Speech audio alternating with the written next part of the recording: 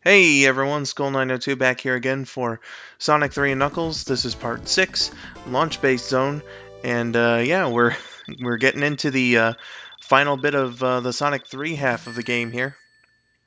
So, you know, Launch Base Zone, I believe to start things off, oh, wait, before I get to the point I was going to make, here is how to farm lives. Essentially, in Sonic 3 and Knuckles, you got this alarm system, and it keeps spawning these bird badniks, and it's you know, just a good way of getting extra lives. Like I keep building it up, and you know, Sonic's got a rolling score system, so like, say if you can make consecutive jumps or defeat a bunch of enemies consecutively with one spin dash, you know, your point totals increase. So it started at 100 and now it's at 10,000. So I got to 500,000 plus points for that, and you know, it's like every 50,000 points that you get is an extra life. So if you're really low on lives, or if you're a you know, idiot on live stream and you wanna you know, get to 1,000,000 points just to, you know, say that you got a 1,000,000 point game for a joke, like me. You know, that's the method that you can do to get yourself some more lives and whatnot. Plus, you know, when you gain those, you know, that many lives, if you really want to, you know, take it to the extreme, you know, there is the 10-minute time limit, but you can just start it right back up because it's at the beginning of the level. There are more of those things in Launch Base Zone, but I'm not exactly sure if they're as good for farming those little bird badniks. But you know, whatever. There's another general tip or strategy or whatever you want to say for that, and I also found another fucking giant ring. So again, if you are in need of finding some special stages, there you go. There's another one. I know of 2 more that I'm going to be getting here in Launch Base Zone, at least off the top of my head. Maybe there's another ring, but whatever. I was going to make a small note about the music. It's a fun soundtrack, Sonic 3 Knuckles and Launch Base Zone. Oh yeah, okay. I keep getting distracted, but here's a giant ring that you can miss pretty easily. There you go. Anyway, I believe that this song actually samples some voice clips from Moonwalker, the Genesis version of Moonwalker, and it leads more credence to the theory that Michael Jackson was involved in the production of the music for this game. As I said, I will be talking more about Michael Jackson's musical side of things to the music. That's a fucking weird thing to say in the extras video, but just another thing to kind of make you think about. Was MJ involved? Was he not? You know, just food for thought. Food for thought. So, Launch Base Zone is, like I said, it's the final bit of Sonic 3, and like in Sonic 3 alone, they went to some lengths to make this more difficult than the Sonic and Knuckles version, and my god, it is actually a pain in the ass. At least for the few times that I've played the original level design, it's not like significantly different. Like what you're seeing here is mostly what you get in the Sonic 3 half, or sorry, in Sonic 3 standalone. But at the same time, like they put some more spikes around. They went ahead and added like some Robotnik monitors in really inconvenient places. It's definitely something that you play and you think, yeah, this definitely could be a final zone for a game.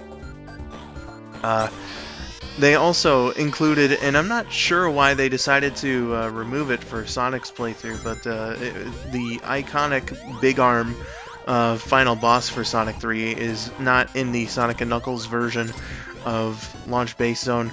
And again, like, I'm not entirely sure. They keep it in Knuckles' run because they wanted Knuckles to be the hard mode, but like, not exactly sure why they thought that getting rid of it would you know, impact the difficulty, I guess, because they actually did nerf it for Knuckles' run, believe it or not, even though Knuckles is supposed to be the hard mode of the game. Because, like, in Sonic 3, the Big Arm boss can just fucking slam you as Super Sonic, and you lose your rings. Like, it's the first time in the series that Super Sonic is vulnerable to, you know, like, damage. You know, he can get hit and lose his rings. But if he slams you as Super Knuckles in the boss fight in Knuckles' run, you know, it's pretty much just a time waster. It has an impact on your rings in that it drains your rings, but it doesn't, like, you know, send them out of your inventory or anything. You're still Super Knuckles after you get hit. So that's something interesting to sort of think about as far as Big Arm's inclusion in this game is concerned. It's weird that they got rid of him in Sonic's run, and they made him a little easier as Knuckles. In fact, it's actually much easier a boss fight when you play as Knuckles, because of his shorter jump and the glide as well. Because with Sonic it's a little more precise to hit him because his jump height is, you know, higher than Knuckles. But with Knuckles it seems to be just fine, especially with the glide. So you can get very precise hits on him, and he gives you more opportunities to hit him. So again, it's weird. They wanted Knuckles to be the hard mode, but they went ahead and made that boss easier, and it's one of the hardest bosses in the game, so take that for what you will. So now it's Act 2, and things are getting a little more serious. The Death Egg is very close to launch. We gotta stop that shit. We gotta stop that motherfucker Eggman from, you know, doing his thing and taking over the world. Evil bastard. You know, he's just sitting idly by and waiting for the Death Egg to be completely ready for launch, while we're wasting time. You know, like, does this like the bonus stages? I've just thought about this right now. Does time stop for Sonic to do these, like, you know, go to another fucking dimension or whatnot? Like, does it send him back to the time that he was last in before he entered these, or like what is the canonical status of the special stages and whatnot? Because I would really love to know how these work, because it seems like Sonic's just wasting time here, or, well, I mean, at least he was just trying to get like a few more rings and whatnot, and the Death Egg's like about to go into fucking space, and Robotnik's that much closer to taking over the world. So Sonic should really get a move on. Sonic, and not me, the player who is controlling Sonic, should get a move on. But yeah, it's just another stupid thing to try and think about. Stuff that doesn't matter overall, but I just think about some silly fucking things, I guess, apparently, whatever. But yeah, we're getting fairly close to the bosses. There's 2 bosses to contend with in here, 3 if you count the Big Arm, and they're both pretty easy. Not gonna lie. You know, like, you can easily take him out, like, even as regular old Sonic. I just use Super Sonic for the convenience. It's just what I'm used to. But like, I don't see much of a problem in taking out the mini boss, I guess I'll say. They're both kind of like mini bosses. It's weird.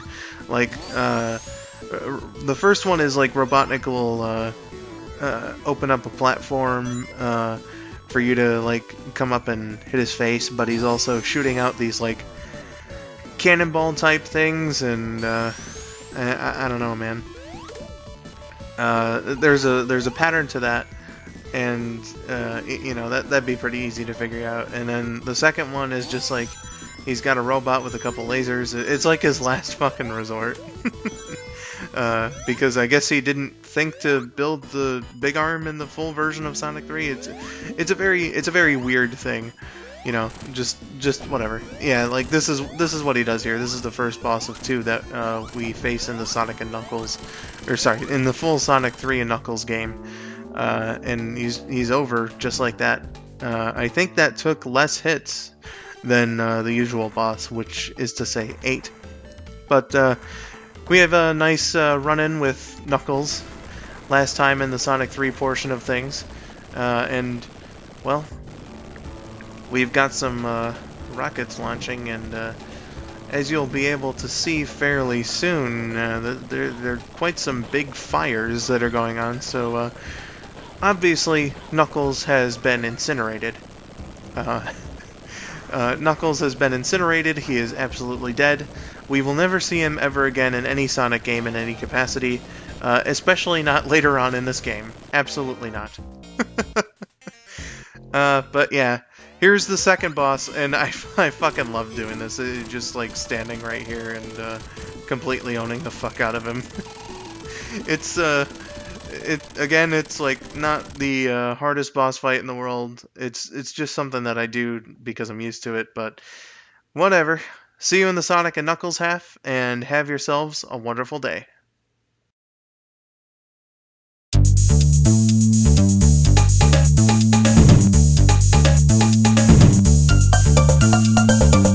Man, these transport tube things sure are fun.